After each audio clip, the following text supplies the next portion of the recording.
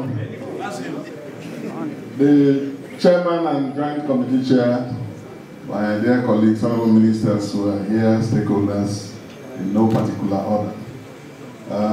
The point has been made that my dear brother and colleague probably mistook this gathering as a continuation of the campaigns that have long ended. But that aside, I think there's unanimity in this hall, and I think across this country, about the necessity of supporting this bill. I believe all stakeholders have spoken in that direction.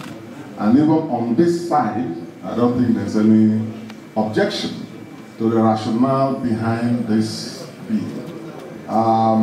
But the case that has been made as the chairman and co-chair is that I think after this interactive session, we will have to go into an executive session on our own and then examine the various issues that need to be further looked into and properly evaluated, arising from the views that stakeholders have expressed, and also arising from the comments that members have made. Which is why, Chairman, I think your idea of a technical committee should be supported, and I think that's where we will streamline this bill, and then before we go to the other stages of the legislative process.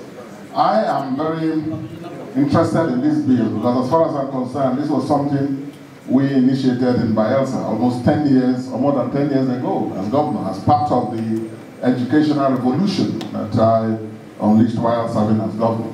The introduction of the, I call it the Tertiary Education Loans Board Law, and then the Education Development Trust Fund Law. And then, in addition to the health insurance, which we were funding with 5%. Each of these areas were given 5%. So it's not something that's new. The federal government, as a matter of fact, is coming up more than 10 years late, and I welcome on board. I believe that we will work together on this, and it's very interesting. This will democratize education and make it accessible to the members of our society that need support, who are vulnerable. And ES Tech Fund made the point. When you are doing this, you're not just creating avenues for supporting young people. You are actually investing, broadly speaking, in national security. When you move up young people and give people an opportunity and the means to create capacity, develop capacity, it goes a long way to address a lot of things: job creation, wealth creation, national security, security of our communities, and so on and so forth. So this is well supported, Chairman. I think at this point, after our comments, we may as well move to the executive session, and then ultimately